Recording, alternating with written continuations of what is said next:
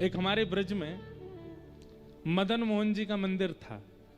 सप्तनिधि का पद गाते हैं ना हम, श्यामा हृदय कमल सो प्रगटो, उसमें तीसरे ठाकुर, दूसरे ठाकुर कौन है? मदन मोहन जी। हमारे वृंदावन के 7 ठाकुर कौन कौन से?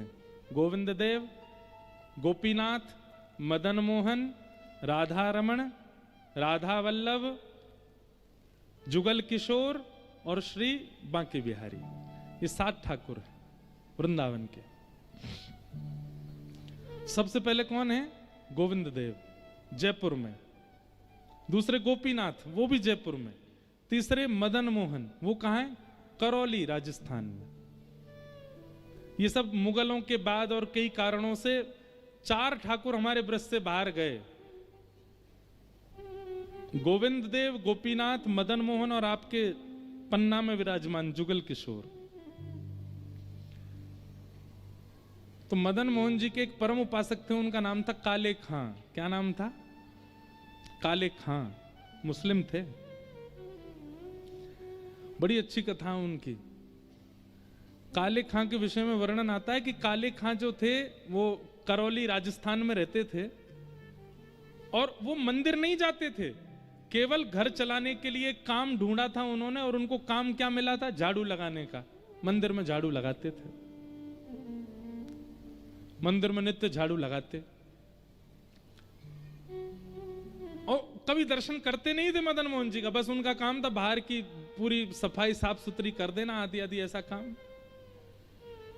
एक दिन राजभोग आरती हो रही थी मदन मोहन जी की, और काले खां ऐसे झाड़ू लगा करके और बस झाड़ू रख करके जा रहे थे, और राजभोग आरती की भीड़ लगी थी। तो काले खां के मन में आज पता नहीं क्या आया, उसने कही इतने सालों से मैं यहाँ पे झाड़ू लगा रहा हूं, एक बार देखूं तो सही है मंदिर का देवता है कैसा। तो भीतर भी नहीं गए, बाहर निकलते निकलते ऐसे पीछे मुड़ करके देखा, और जैसे ही मदन मोहन लाल जी का स्वरूप देखा, कटाक्ष नेत्र, मधुर मुस्कान, हाथ में वंशी। अब काले खां की स्थिति ये हो गई कि पीछे एक बार देख करके काले खां ने जैसे ही आगे देखा, अब वो जहां देख रहा है वहां उसको वही दिख रहे हैं। अब जिधर देखें वही मदन मोहन जी दिख रहे हैं। ये मदन मोहन जी का दर्शन करा रहे हैं आपको टीवी पे, ये मदन मोहन जी, यही छवि दिखे। अब तो काले खां की स्थिति हो गई कि अपने घर जाता और अपनी नमाज आदि जो भी उनकी होती थी वो करते, लेकिन वो नमाज करने भी बैठे तो उसके बाद भी उनको यही रहती कि अब कब भोजन पाके मैं फिर से शाम की सेवा में जाऊं। और शाम को पहुंच गए, जाके अपना झाड़ू आड़ू करके वो फिर से देखा। अब तो रूप माधुरी का दर्शन करके मदन मोहन बोले, ये इतना सुंदर बालक, इतना इतना बढ़िया श्रृंगार, इतने सुंदर नेत्र, इतने सुंदर गाल, इतना सुंदर मुखमंडल। अब तो मदन मोहन जी को लत लग गई, काले खां को लत लग गई मदन मोहन जी के। और मैं गलत नहीं बोला, मैंने सही बोला, मदन मोहन जी को लत लगी है काले खां को देखने की। भैया अगर हम जब दर्शन करते हैं हम तो 2-2 घंटा देखते रहते हैं, तो भी हमको कोई फर्क नहीं पड़ता। पर एक छवि देखते ही चित्त वृत्ति अपने वश में ना हो तो समझ जाना आपने नहीं, ठाकुर जी ने आपको देखा है, ठाकुर जी की दृष्टि आप पे पड़ी। हमारे शैलेंद्र जी बता रहे थे कि महाराज जी बिहारी जी में कभी गया नहीं, वृंदावन से हमारा कोई दूर दूर तक संपर्क नहीं, पर देखते ही मेरे नेत्रों से आंसू नहीं रुक रहे हैं। आपको मान तो नहीं होना चाहिए इस बात का, अभिमान भी ना हो, भगवान करे कभी, पर आपने नहीं, बिहारी जी आपको देख रहे थे, इसीलिए आपके नेत्र सजल थे। उनकी दृष्टि पड़ जाए तो फिर किसी काम के रह थोड़ी जाते हैं।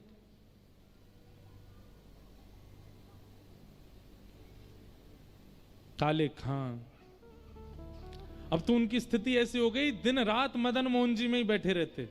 उनकी पत्नी को यह बात पता चल गई कि ये अपना देवता छोड़ करके अपने परमात्मा को छोड़ के दूसरों के परमात्मा को भजने लगे।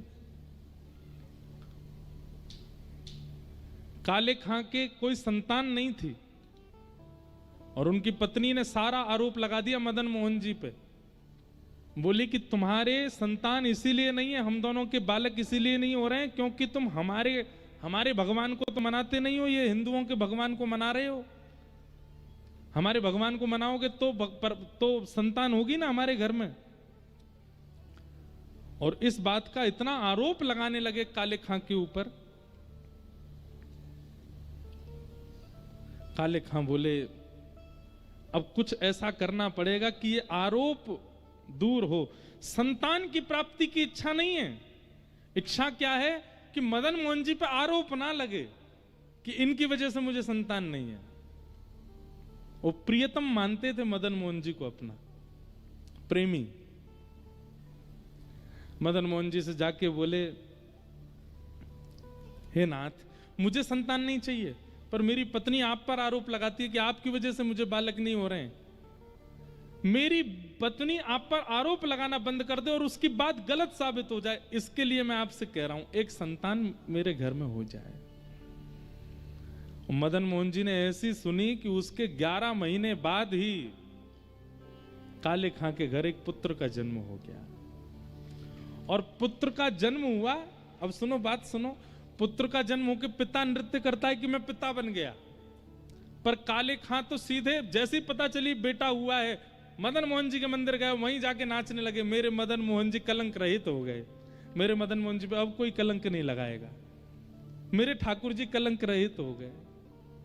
उनको प्रसन्नता उसकी नहीं कि बेटा हुआ है। मदन मोहन जी बस अब जीवन में आपसे कभी कुछ नहीं मांगूंगा, आप ऐसे घर वालों का मुंह बंद कर दिया आपने, अब मैं आपका आप मेरे, हमारे बीच में अब कोई नहीं आएगा। लेकिन एक बात याद रखिएगा, कृष्ण को भजने वाले सब कान खोल के सुनो, सब कुछ सीधा सीधा सीधा सीधा चले ये ठाकुर जी को मंजूर नहीं है। कुछ तो टिगड़मबाजी करते हैं, टेढ़े हैं ना, कुछ तो करते हैं। एक दिन अब धीरे धीरे उनका पुत्र बड़ा होने लगा। अब पत्नी रोकती नहीं थी काले खां को, क्यों, बेटा मिल गया। एक दिन बेटा थोड़ा बड़ा हो गया, जमुना किनारे खेल रहा था और एक काले सर्प ने बेटे को डस दिया, नीला पड़ गया पूरा पुत्र। और उस पुत्र को गोद में लेकर के पत्नी रोते रोते काले खां के पास गई। काले खां मंदिर में बाहर झाड़ू लगा रहे थे, वहीं बैठे रहते थे, चिंतन करते थे मदन मोहन जी का। हमारे पुत्र को सर्प ने काट लिया, चिल्लाती हुई आई, जल्दी करो, वैद्य के पास ले चलो, किसी फकीर के पास, उसको झाड़ा लगवाना पड़ेगा, इसका विष उतरवाना है। और उसी समय घंटे घड़ियाल बजने लगे, मदन मोहन जी की आरती होने लगी। काले खां ने अब नियम बना लिया, तो सारी आरतियों के दर्शन बाहर ही खड़े खड़े करते थे, अंदर नहीं आते थे। कहीं कोई कुछ कहना दे, कोई कुछ कहता नहीं था, पर फिर भी उनको था कि मुझे कहीं कष्ट ना हो जाए कि कोई मुझे टोक दे, तुम क्यों आ गए, इसलिए बाहर जी दर्शन करते थे। यहां पत्नी मृतक पुत्र को हाथ में लेके खड़ी है कि जल्दी किसी वैद्य के पास ले चलो। और यहां मदन मोहन जी के घंटे घड़ियाल बजने लगे, आरती हो रही थी। तुरंत उत्साह में खड़ा हो गया और खड़े होकर के मृतक पुत्र को देखने के बाद भी पलट गया और मदन मोहन जी की आरती करने लगा। दूर से बोले, आहा मेरे लाला, कितने सुंदर लग रहे हो, कितने प्यारे लग रहे हो। पत्नी ने जब ये दृश्य देखा, अपने मृतक पुत्र को वहीं रख दिया और अपने पति से लड़ने लगी। बोले कि तुम किस नरक में जाओगे, कि क्या गति होगी तुम्हारी। तुम अपने अपने परमात्मा को छोड़ दूसरों के परमात्मा को भजते हो, और वो भी इस स्थिति में, तुम्हारा बालक मरा पड़ा है सामने।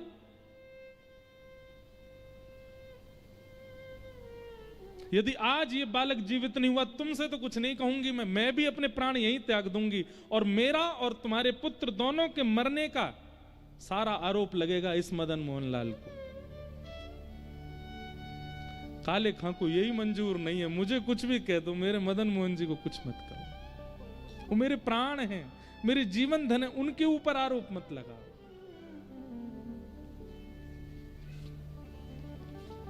मदन मोहन जी की आरती चल रही है और पत्नी यहां पर अपने प्राण त्यागने की बात कर रही है। यदि मेरा पुत्र जीवित नहीं हुआ ये आरती विश्राम होने तक, तो मैं भी प्राण त्याग दूंगी। और दोनों के मरने का सुन लो सब गांव वालों और सब शहर वालों, सब दुकानदारों, हम दोनों के मरने का आरोप मदन मोहन लाल, इन्हीं की वजह से ही मरेंगे हम दोनों। काले खां के नेत्र सजल हो गए, अपने मधुर मदन मोहन जी को देख रहे हैं। तो काले खां ने उर्दू में एक पद गाया मदन मोहन जी का कि मुसफ़्फ़क़ सफ़ीक रफ़ीक दिल दोस्त मेरे, ठाकुर जी से कह रहे हैं, मेरी नजदीकी हकीकी ख्याल कीजिए, मेहरबान कदरदान आला तू जहान बीच,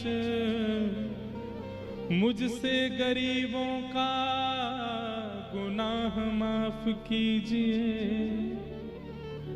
काले बेकरार खड़ा तेरे दरबार बीच, नंद के कुमार जरा गौर अब कीजिए,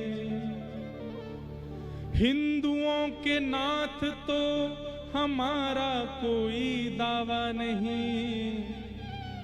अंतिम पंक्ति इतनी सुंदर है, अगर आप हिंदुओं के भगवान हो केवल, तो मेरी पत्नी भी मर जाए, बेटा भी मर जाए, मैं भी मर जाऊं, लेकिन मैंने विश्व को आपको जगन्नाथ कहते हुए सुना है, हो जगत के नाथ तो हमारी खैर लीजिए।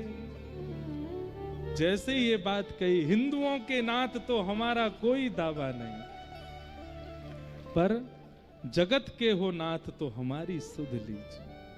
अगर आप जगन्नाथ हैं तो जगत में तो मैं भी आता हूं, मैं हिंदू नहीं हूं पर जगत में तो हूं, और आप तो जगन्नाथ हो। काले खां ने, हजारों की तादाद में भीड़ खड़ी हो गई थी, नीला पड़ा है पुत्र और पत्नी प्राण त्यागने को तैयार खड़ी है, वो काले खां गा रहा है, हो जगत के नाथ तो हमारी सुध लीजिए। और ऐसा कहते ही काले खां का पुत्र जीवित होकर खड़ा हो गया, और जैसे ही खड़े हुए अपने पिता की उंगली पकड़ ली, अपनी भाषा में जो पिता को बोलते हैं वही बोलते हुए, पिताजी एक बालक मेरे साथ खेल रहा था, वो बालक कहां गया? वो बहुत अच्छा था, वो बहुत सुंदर था, वो मेरे साथ खेल रहा था, पिताजी वो कहां गया? उसके बड़े बड़े नेत्र थे, बहुत सुंदर था, उसकी मुस्कान बहुत अच्छी थी, मुझे उसके साथ खेलना नहीं है पिताजी, बस उसके सामने बैठ के उसको देखना है, वो कहां है पिताजी? काले खां ने अपने पुत्र को गोद में लिया और इशारा करते हुए मदन मोहन जी की ओर दिखा, देख सामने देख, वो तो नहीं। और जैसे ही बालक ने देखा, हाँ पिताजी यही तो था जो मेरे साथ खेल रहा था, इतनी देर से मैं और ये यमुना तट पे ही खेल रहे थे। उसी दिन काले खां की पत्नी, उनकी बेगम और उनके पुत्र तीनों और पूरा वंश मदन मोहन जी के दरबार के सेवक बन गए। आज भी मदन मोहन जी में आरती होती है, आरती के बाद ये गाया जाता है। मदन मोहन जी के बाद एक शब्द और गाते हैं वहां पे, करौली राजस्थान में, कारे के बेटा को जब कारे ने खायो, कारे के बेटा को जब कारे ने खायो, तो कारे की कविता सुन बेटा जिवायो है। कारे के बेटा को कारे ने खायो, तो कारे की कविता सुन कारे ने जिवायो है। ये भी तो काले हैं, ऐसे हमारे ठाकुर जी। तो संबंध बहुत जरूरी है ठाकुर जी के प्रति, और वो संबंध कथा बनवाएगी।